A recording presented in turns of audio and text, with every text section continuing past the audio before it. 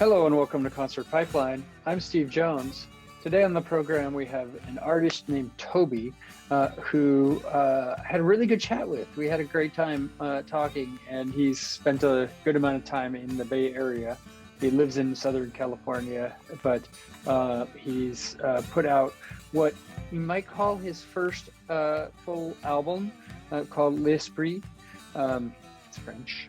It's a French name for the spirit. Coming out this Friday, the 15th. So definitely check that out when that comes out. I really recommend it. We get in deep and talk about the album and the layers to it, how it came about, also the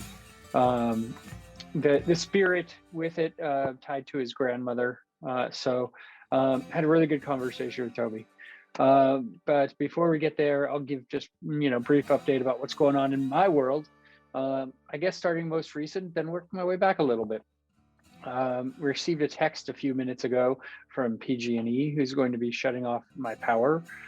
So that's a thing that happens sometimes. We made it through most of the summer without it happening, but it's been really windy the past couple of days, and they were threatening shutoffs for the past couple of days, including here in Napa. But luckily it didn't affect my house, and my house is usually one of the first to go. Like, okay, if there's going to be shutoffs, we're starting with Steve's house and up, right? So that's just how it works. That's just the way it goes, and I've gotten used to it. Last year it was a really big struggle because of COVID, so I didn't have places to work since I work from home. So I'd have to work from hotels and kind of make that work. But luckily, my buddy Joe, who lives a couple minutes away, is okay with me working from his house if needed. So I'm going to be doing that because I can't miss work. I'm just I got to make it work. And where I'm a little confused, I'll be honest. I'm pretty okay technically, but what I don't know for sure, and I haven't explored even through all of the shutoffs that have happened, is whether I'm able to actually have the internet still powered on through a generator if the power is shut off, because the internet provider says no, that doesn't work. They shut it off actually. So their exact wording is that here's what they say. What will happen from their website? Their services require commercial power to operate. During a public safety power shutoff event, their services, including internet and video, as well as landline and even mobile phone services for homes and businesses, may stop functioning within hours after the commercial power is shut off. They understand that the disruptions to service may have a major impact on people's lives and businesses, but oh well, ultimately, right? So I'm told that using a generator and plugging the router, the modem into a generator should work for maintaining maintaining internet during that time. But I also am told different things by different people. So I haven't tried it, and maybe I'll try it this week because it's something I really want the answer to know if that's possible. Also, if it's realistic to run a generator the whole time I have to work and what have you. I haven't had a lot of experience using generators or needing to use generators, but I do have one that I bought early in the pandemic for if shit hit the fan, right? So that's the most recent. We'll see what happens there. But working my way back, I want to kind of explore this a little bit. My daughter is 11, and I'm coming to the realization that our time is not really our time anymore. It's more of her time, because she's got multiple friends that she hangs out with, and they have birthday parties, and those birthday parties happen to land on my weekends with the kids. And I went through this thing even last weekend where I took the kids out for a bike ride near our house, and they were just being brats. And I even said, hey, you guys are being brats, stop it, right? My son didn't like being called a brat, but he was being a brat. And my daughter luckily came to my defense and said, well, we are being brats. So it was just about getting out and enjoying time together, right? And so when we got back, I sat both the kids down on the couch and was like, hey, okay, said my daughter goes first, my son goes second, and I'll go last until, we all could share how we're feeling. And I shared that, look, our time is limited. Being in a split household, my time is already cut in half with them.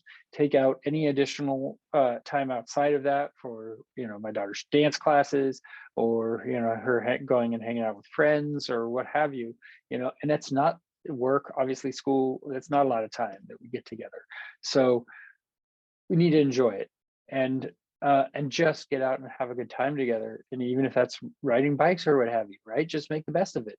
But my daughter has been having several birthday parties and other events, with like a friend who lives in Hawaii now, who came back and wanted to visit. And I don't get a lot of time with her, and when I do, she doesn't really open up to me either.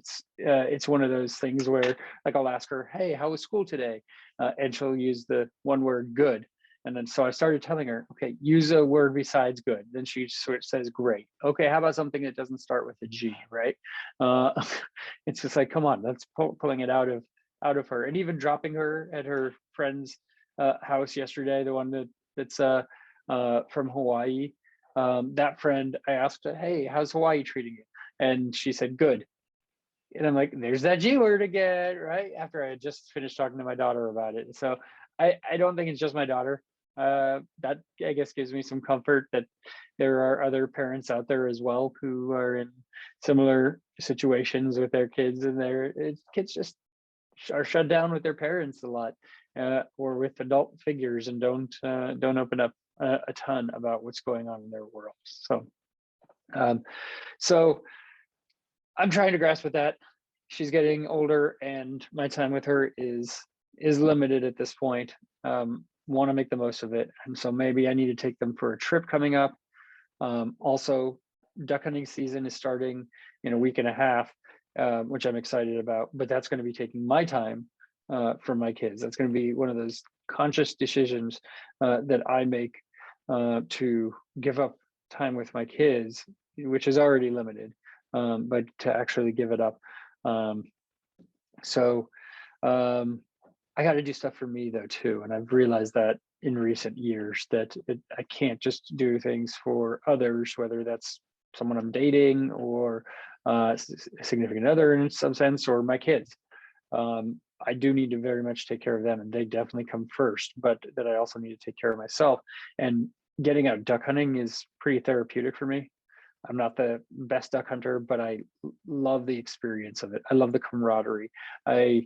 I love it when I actually do shoot a bird and get to bring him home and clean him and eat the food that I harvested. It's rewarding in a lot of different senses. So we have 3 months of that coming up, and I'm looking forward to it a lot. So that's going to happen next weekend, week and a half away. I'm going to camp out with some friends, sleep in my Subaru the night before duck hunting, and then go out and hit some birds. Hopefully bring home at least one or two this year from opening day, and most of all have a good time, right? So I've gotten some new supplies for duck hunting season, and hopeful that my waders don't have a hole in them, so that I don't get soaked out there in the marsh. But either way, we'll have a blast. So that's what's going on in my world. I think that's a pretty good summary right now. So I'll leave it at that, and I'll say, hey, check out ToBy's album, Lispiri. Even though I took 2 years of high school French, I still am trying to say French words and kind of pull back that knowledge of how to say it. It's like Lispiri, I think is a good way to put it, right?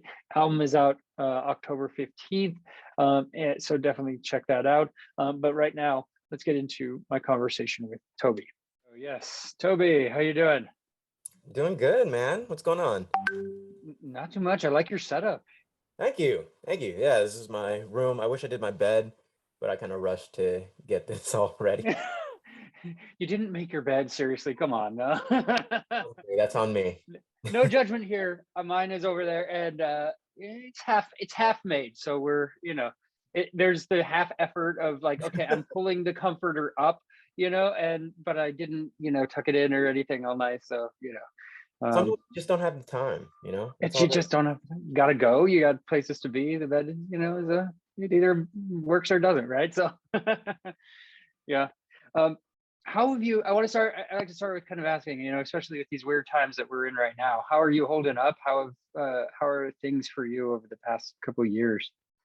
And Um, it's a big, Last couple years, that's ooh, just man, sum it up. 30 seconds or less. It would be really tight sum, but just kidding. 30 seconds or less, my past couple years. I mean, it's had its ups and downs, like I feel like everybody else's. Definitely music has been, something that I got to cling to and work on even more with all the personal time, I'll call it. Yeah, But yeah, I mean, obviously there were some dark days, there were some brighter ones. I think once the LA quarantine kind of ended and we were allowed to like mix and mingle a bit more, obviously things got better, but recently it's just been a lot of traveling, a lot of work.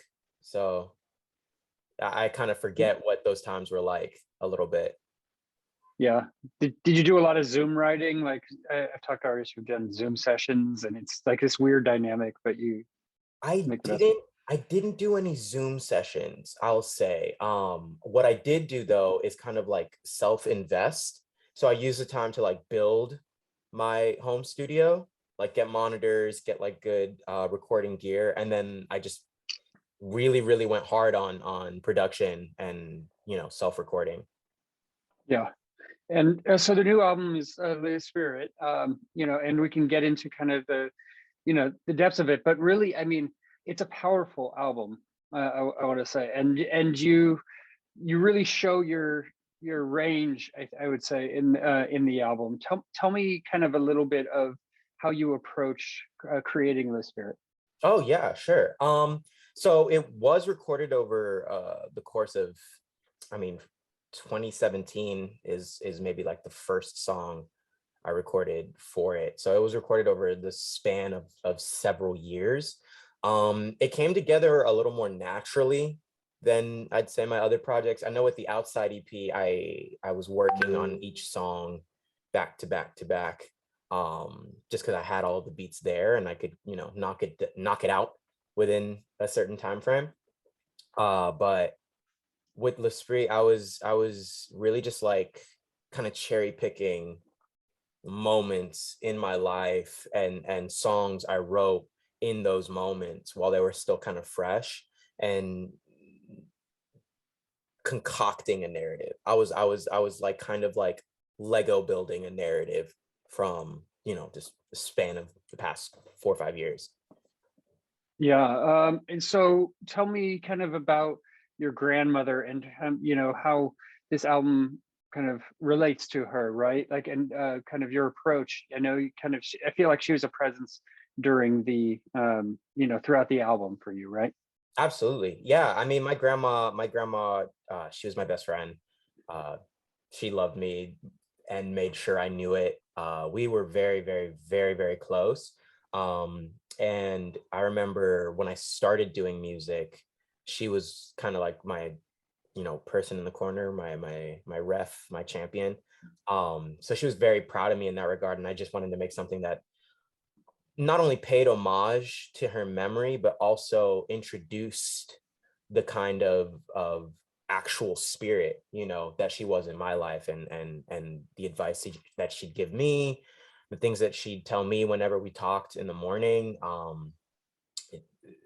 It, it's really interesting because I come from a creative writing background. I used to write a lot of like poems and scripts and stuff like that, stories.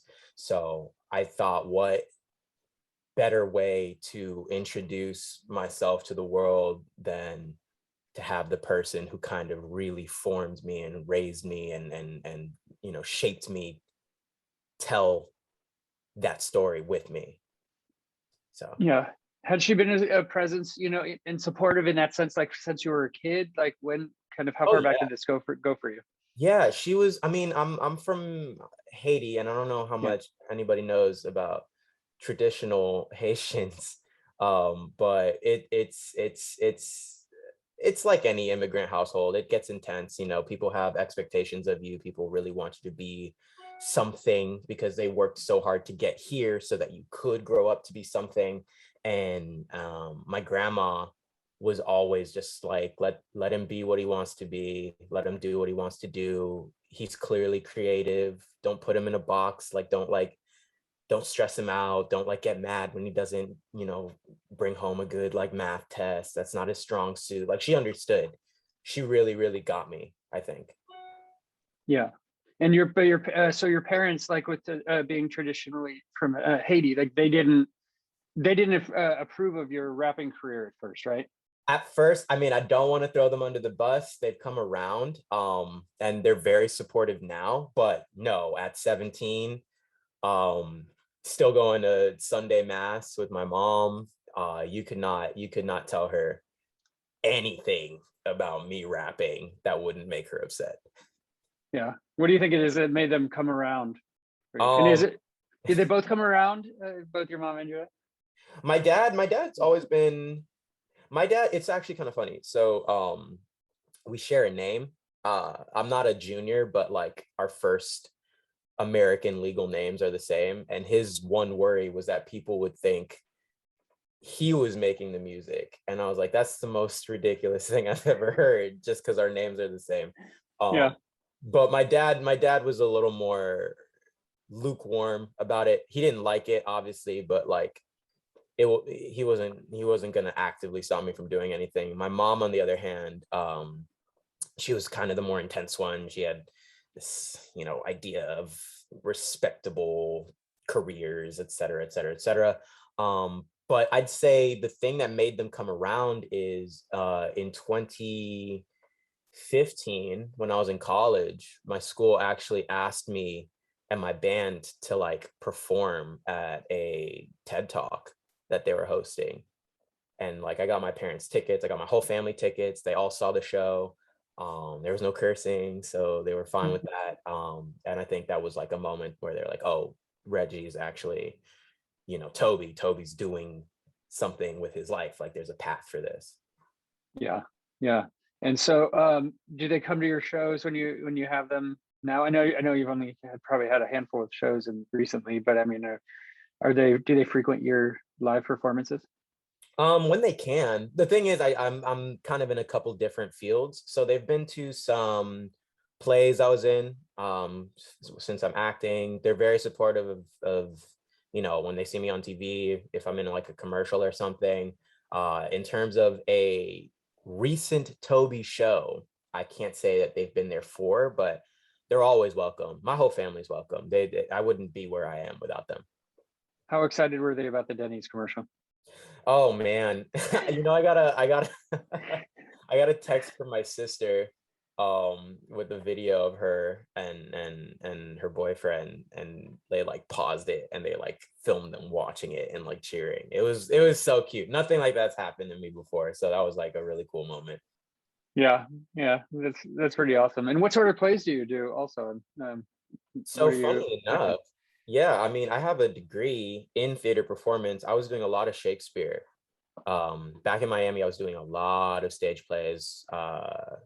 Man, what did I do? Midsummer Night's Dream, uh, Two Gentlemen of Verona. Almost blanked on that one. Oh my God, my favorite play I've ever been in was The Dutchman by William Okay. Maka. It was a student-directed piece, but it was fantastic, fantastic. I love Yeah. I love theater, so anytime Yeah. I get on the stage is good time. So tell me a little bit. I know I'm veering really off the music part, but I'm interested because the Shakespeare is a beast to learn. I mean, I did some theater in high school and did a Shakespeare play, Comedy of Errors, and that is, I mean, that was a challenge. I'll just say, right. So how do you approach it? How do you dive into that and really embrace Shakespeare? Oh, for sure. What's actually really funny? This will tie us back into the music. What a lot of people don't realize about Shakespeare is that it's just rap. Like iambic pentameter is just like a flow. Uh huh. So when you grasp that, it the navigating becomes second nature. Because I think like, especially when I'm rapping, you still have to accent, you still have to inject emotion, mood, style. You have to go through your voices. Like it's formulaic in a very like esoteric sense. So with Shakespeare, I mean, one informed the other. You know, the theatrics would make its way into my writing, and then the fact that I wrote and the fact that I had music sensibility would make the like Shakespearean concept not as daunting. Yeah, well, that's a good way to put it. I mean, that's a good way to break it down for yourself. Also, I mean, did rapping come naturally to you? I mean, listening to your raps. I mean, I can't. I'm a fast talker, but I can't even speak that fast. There's no way I could even, you know. Okay, so honestly, no. I think like everybody else though. Anybody who says the first time they got on the mic they were good is a liar. My first songs, I'll openly admit, were absolute garbage. They were really bad. But I did put myself through hell to get to where I am. A good hell, a fun hell. Yeah, Um, I, man, what did thinking back, it is kind of crazy to think I actually did some of this stuff, but I did like 24-hour sessions.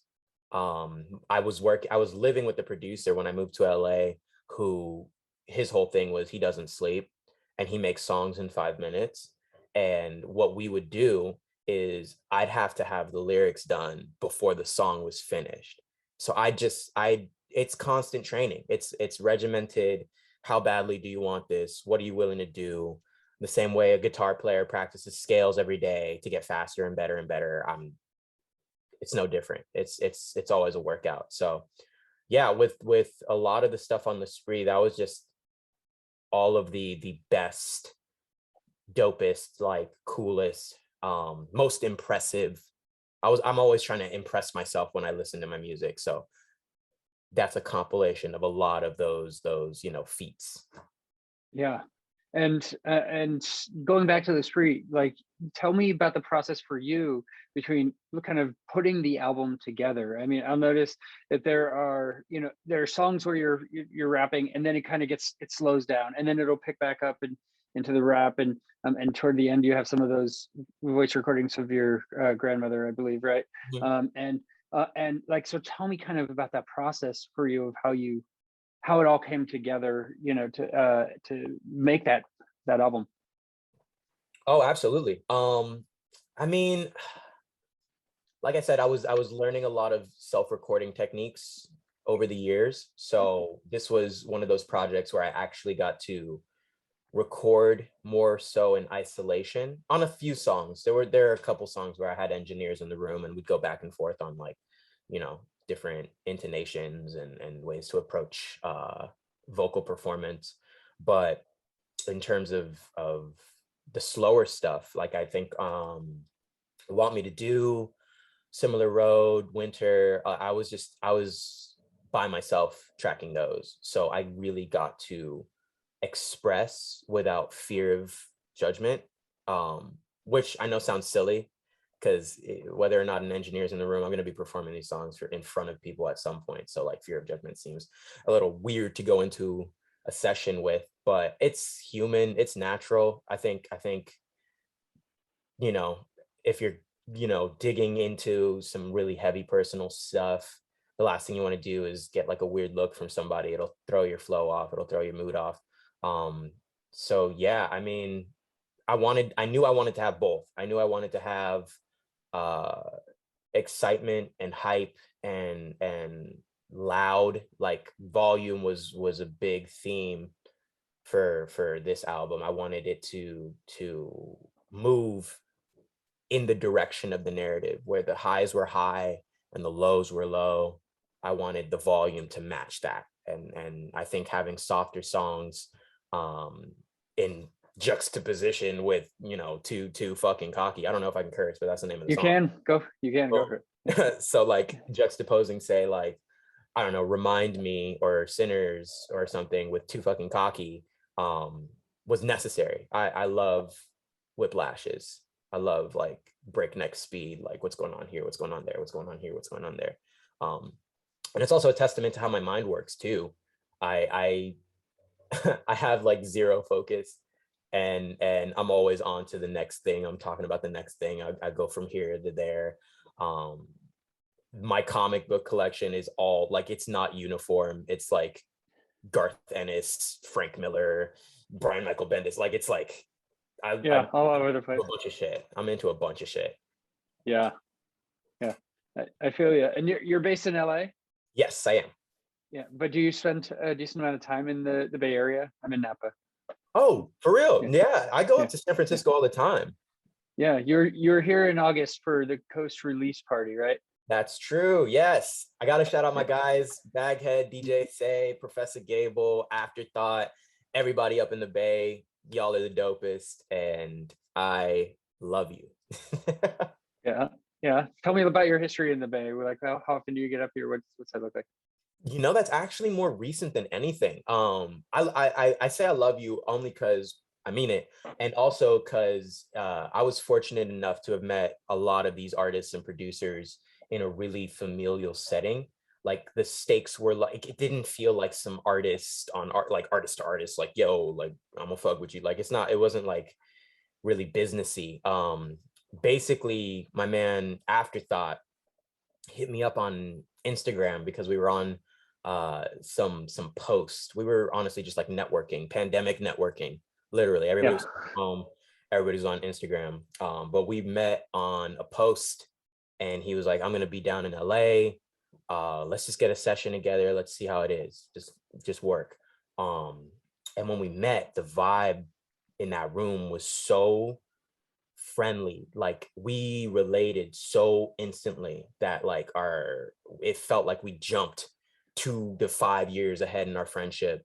And he was like, look, I'm heading back up, but you got to pop out, you got to come through, you got to like, see where I'm from and see the people I work with, because it's like that everywhere. And when I went up, the coast was already recorded. We they were shooting like a music video party upstairs to the like basement studio that we were playing in. So when Uh-huh. I was mixing the record down, and I had to like filter out all of these like shouts and yells and whoops, like drink spilling. It was so funny. But that's just like I've never been in an operation that was so close knit.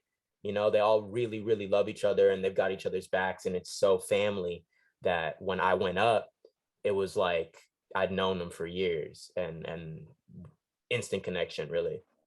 Yeah. What do you like most about life in LA? There's always something to do, man. Yeah.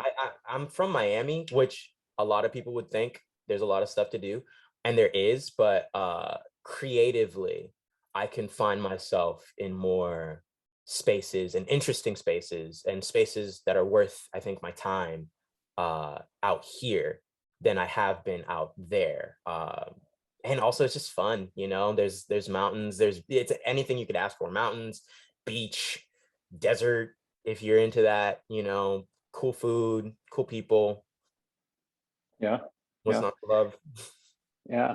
I want to talk to you a little bit about Haiti. I mean, we talked about it in terms of your parents and the origin and everything, but you had a chance to go back there Mhm. recently, and tell me about that experience. I mean, because it seemed like it was really cathartic for you, and I mean, and just like, did you grow up there? Like, tell me a little bit about the history.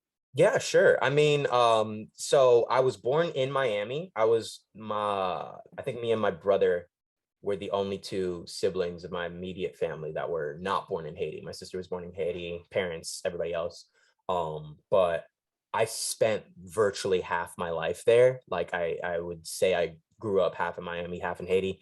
Did a lot of summers, a lot of winters. I think my first couple of years, like, pre-verbal was in Haiti. My mom says the first language I ever spoke was French Creole before I learned English.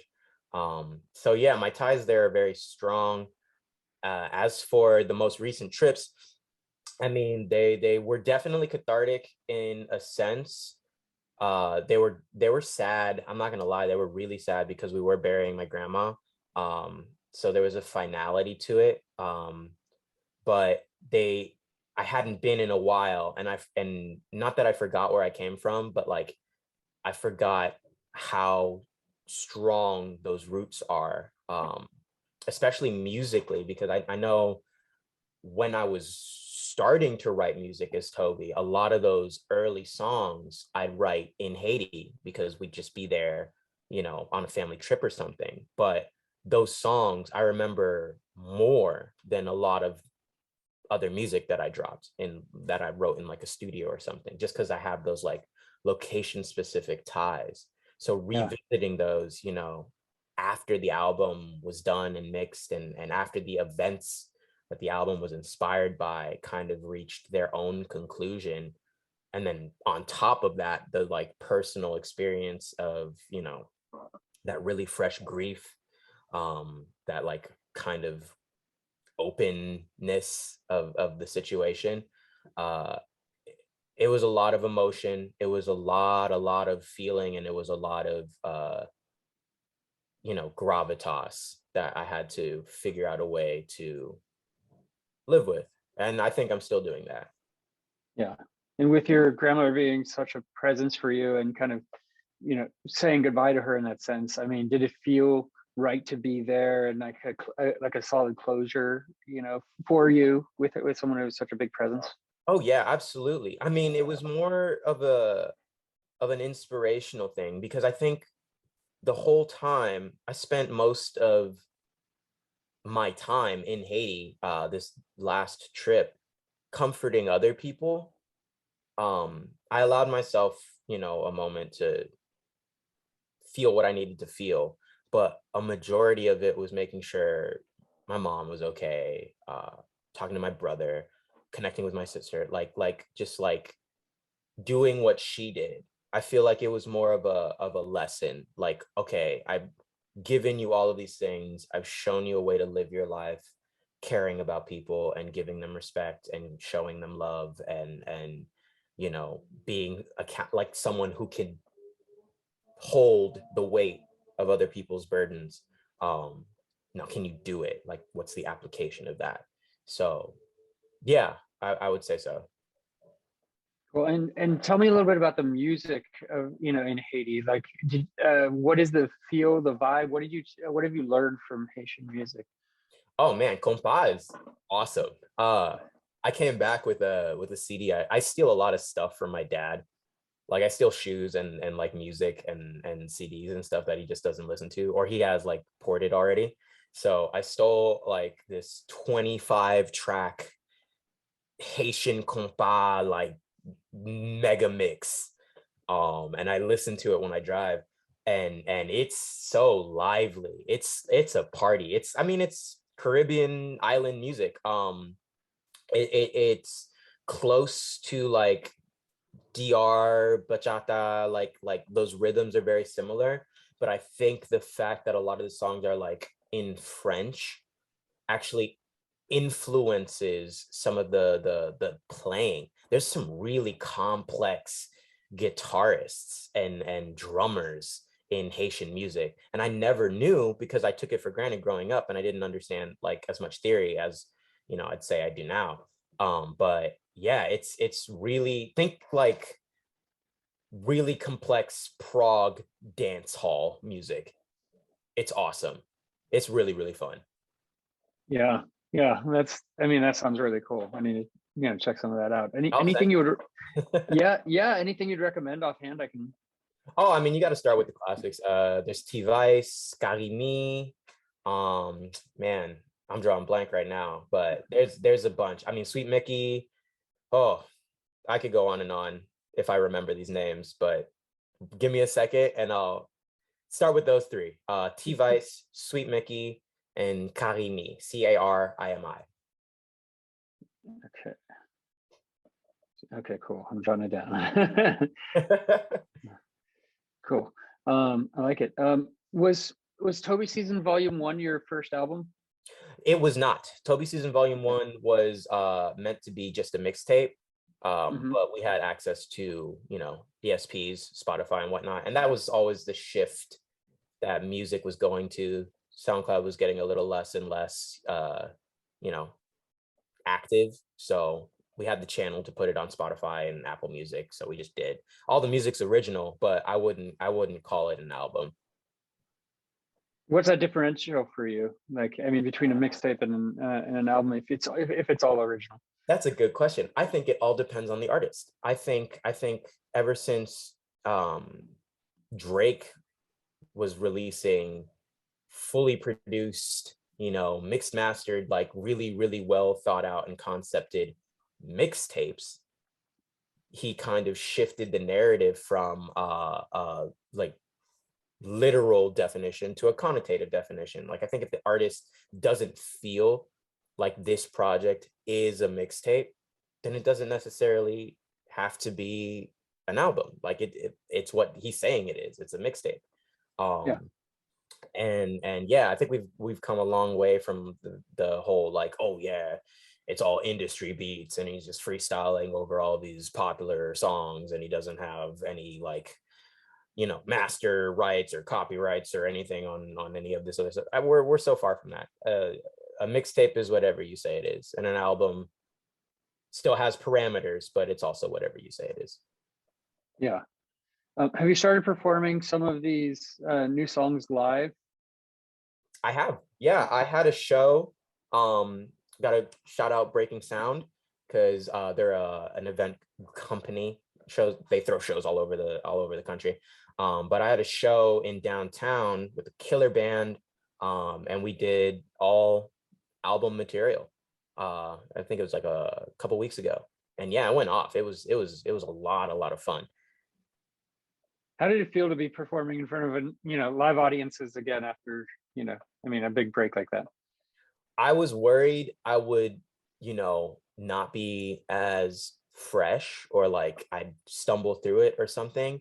But my whole thing is live performance. It's the only reason I write, act, do anything. Like I live for getting on stage. So I noticed that all of the excitement I had and all the appreciation I had for being on stage again kind of just took over and autopiloted. And I just felt really natural. It just felt like I was supposed to be there. Yeah. Do you see yourself building a tour like to support the album? Oh, of course. I mean, who doesn't want to tour? That's always been my dream. I definitely want to take this music on the road. I want to show people, and I myself love to travel. So that's the dream. Yeah. Where's your favorite place to travel to? Obviously, we talked about Haiti, but where do you enjoy, getting away to? Oh, I mean, it's not the most feasible place, but I think the best time I've ever had was in Tokyo when I went in 2019.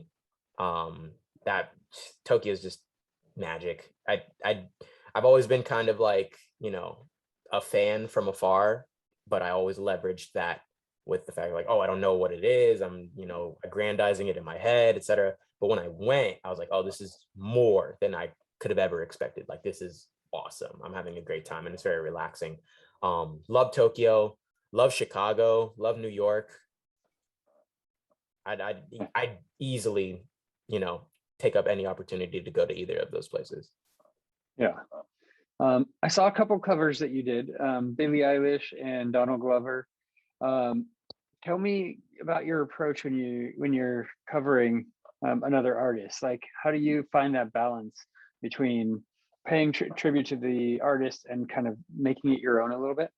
Oh, of course. I mean, I think no matter what, you'll never be able to do a one-to-one exact duplicate of another artist's song. It's just physically impossible. So embracing that and adding your own flourishes and, staying within the key as much as you can,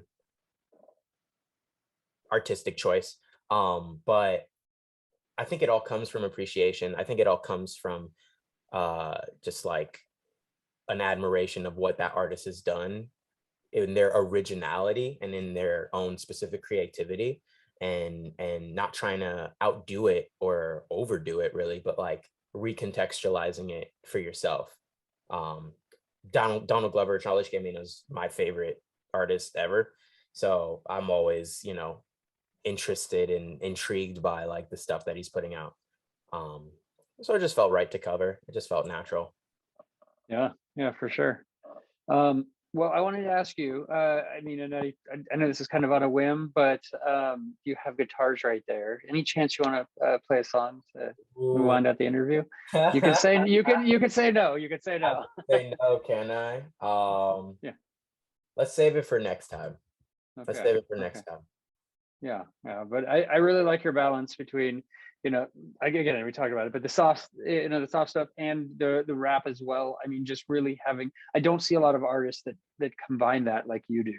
And I think that's a pretty cool approach. So I appreciate that. Thank you. Thank you. It's been a lot of work. I don't doubt it. I don't doubt it. So as we wind out, what do you got cooking? What's coming up? Obviously, the album's coming out next week. I'm really excited about that. But what else do you have up your sleeves? Up my sleeves, expect more music coming out from me and the San Francisco boys, DJ Baghead, DJ Say, Baghead. I've got songs with Afterthought, Professor Gable. Too many artists to name. So there's definitely more music coming out on that front.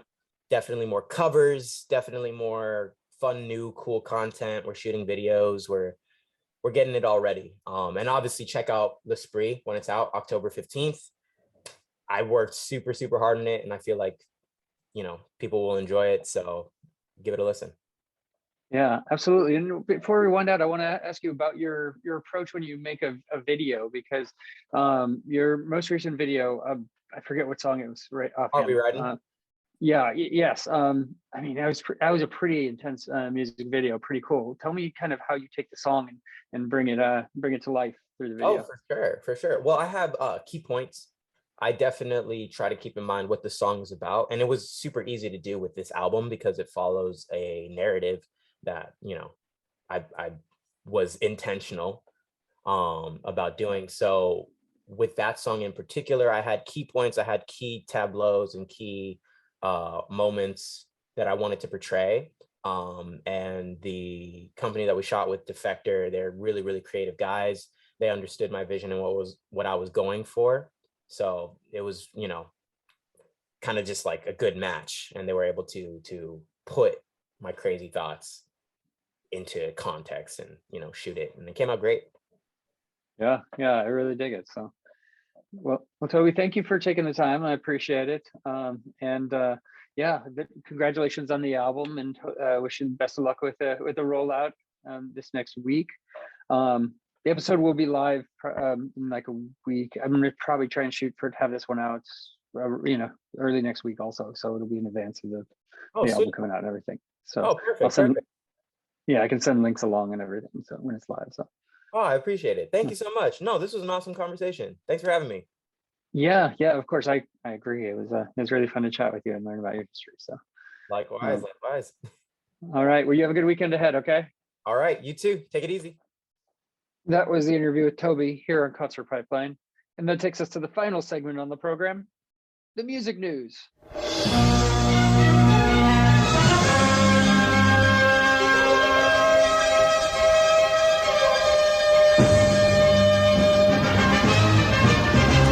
All right, I've got a handful of stories about what's going on in the music world this week. So I will catch everyone up on that. First is a story coming from Austin, Texas. Yes, I support Texas barbecue. Not everything about Texas that they're doing right now and have going on in the news, by the way. So just putting that out there. But Austin City Limits has apologized to Phoebe Bridgers for cutting her set short.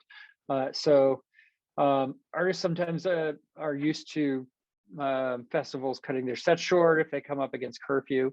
Foo Fighters having been cut short at Bottle Rock, and then 4 years later, Guns N' Roses with Dave Grohl again being cut short because when that curfew hits, the power gets shut off, right? No more music. So they apologized. Her sound was cut in the lead up to the climax of her Punisher closing track. I Know the End. Footage shows Bridgers continuing to play to the end of the track despite the interruption. And shortly after her set ended, she tweeted, "LOL, fuck ACL." So she was not too happy, right?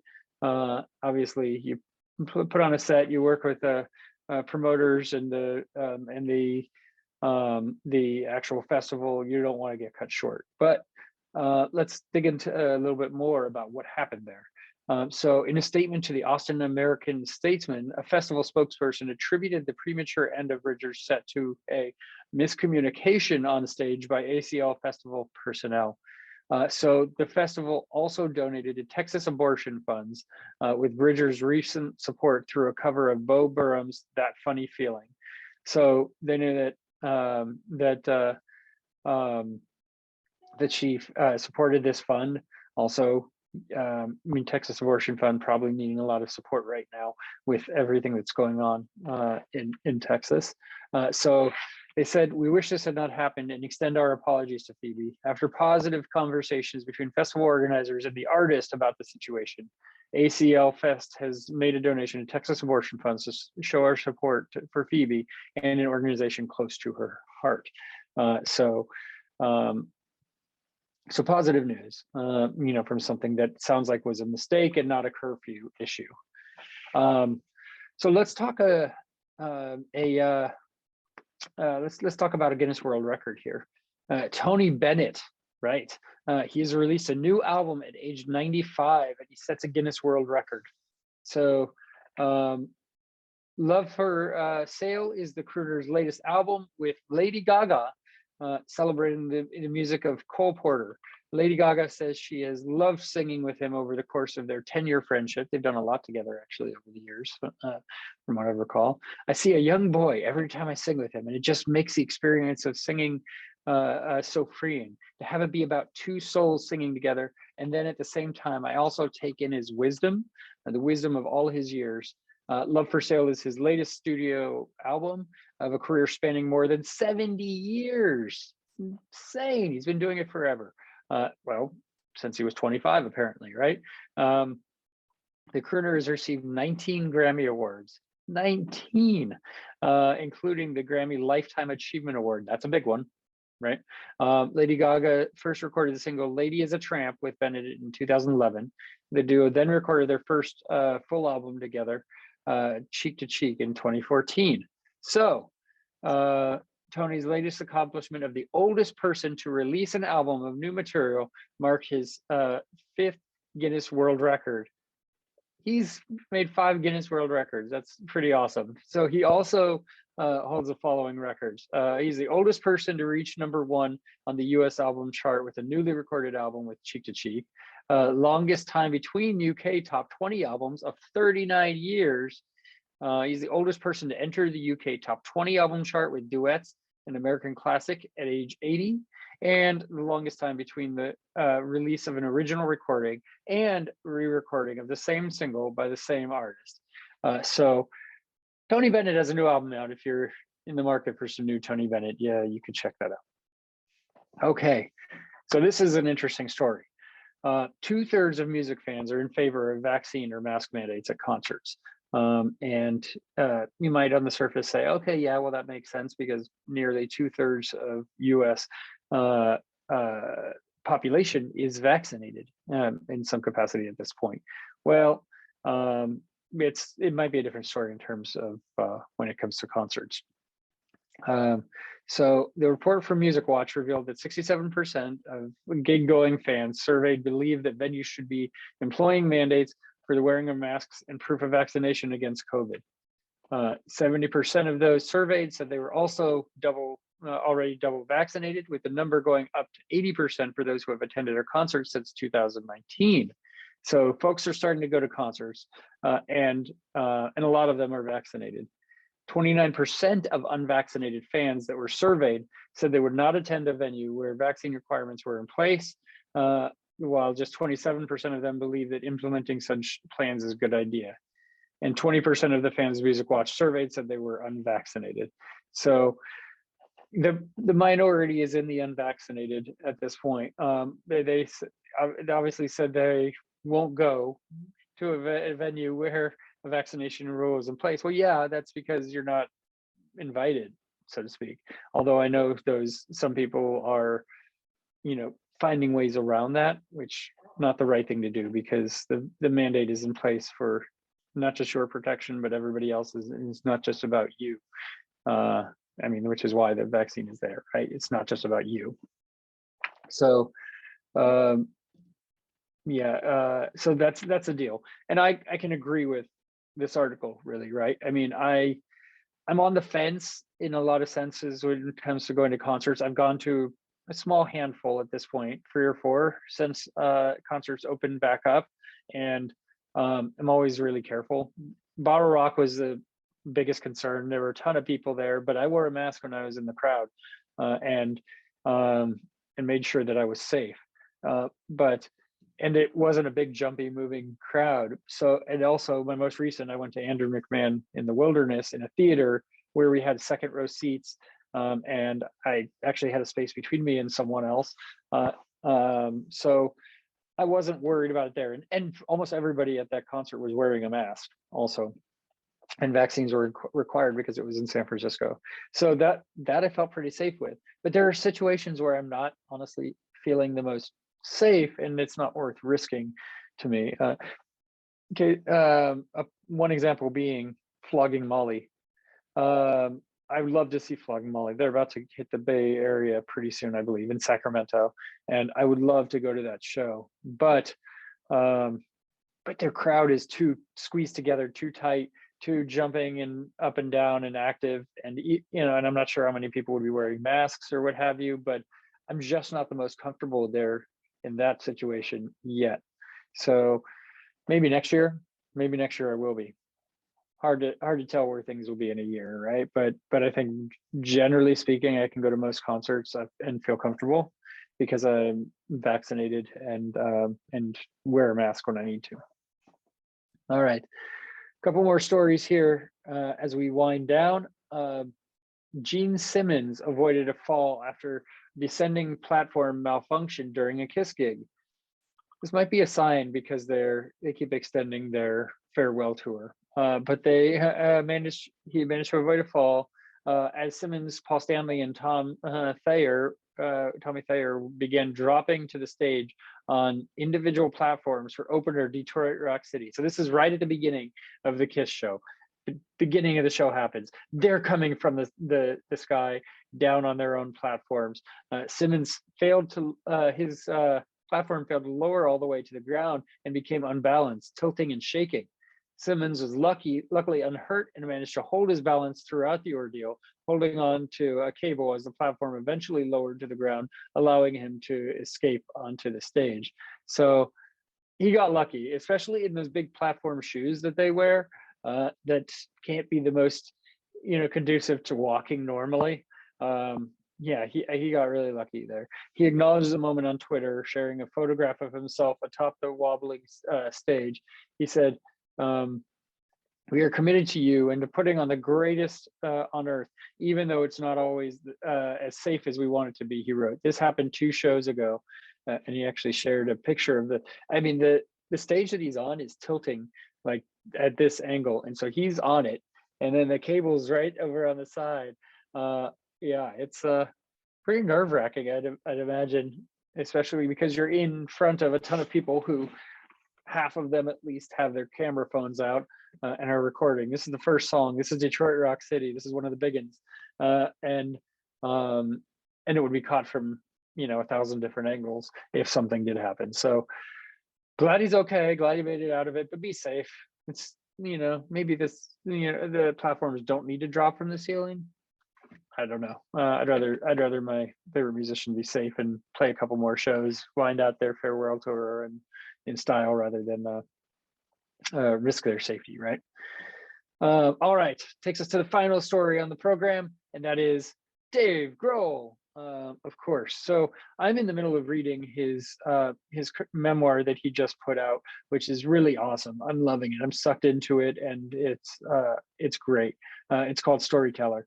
And boy, does he tell stories. There's a lot of great stories in his memoir that I really recommend checking out. So, and while I'm just thinking of memoirs, I mentioned Andrew McMahon in the Wilderness, most recent concert. His memoir is coming out on October 26th, called Three Pianos, another memoir that I'm really looking forward to. So good stuff. All right. So there's video online of Dave Grohl playing drums to Nirvana's Smells Like Teen Spirit during a book event. So Dave Grohl scheduled a handful of book events for this storyteller book, where he'd be in front of an audience, and he'd scheduled them and didn't really have any plan of what exactly he's going to do until a couple of days before the first event. He recently got behind a drum kit and played along to Nirvana's Smells Like Teen Spirit. So the event, which took place on Tuesday, October 5th, at the town hall, saw the Foo Fighters frontman share some of his life adventures and live and in person from his early days growing up in the suburbs of Washington, D.C. to hitting the road at age 18, his time as a drummer for Nirvana and all the music that followed. During the event, he performed acoustic versions of tracks like This Is a Call, My Hero, Learn to Fly, Best of You, and Everlong. But that biggest moment came when he drummed along to Smells Like Teen Spirit. He doesn't play those songs a lot. He doesn't pull them out normally, right? He kind of keeps that separate, even though he'll talk about it, and he wrote about it a lot in his book. So you want to hear more about that and kind of the whole Kurt Cobain saga. You can check that out in Dave Grohl's book. And by the way, Nevermind, Nirvana's second album, celebrated its 30th anniversary last month. So there's a special reissue of the album that's set to be released on November 12th to mark the occasion. So check it out, huh? Good stuff. That is our show for today. So I want to thank ToBy for being on the program. Really enjoyed our conversation. Next week on the program, we have a return guest, someone who I have interviewed twice, but he has also interviewed me once as well. I was on his YouTube show, Hangin' and Bangin', that he does with his brother Vinny Appice. So I'm talking to Carmine Appice. That's right. About his new project and the new album that he has coming out, and so much more. So you can check that out next time on Concert Pipeline. For all of us here at Concert Pipeline, I'm Steve Jones. We'll catch you next time.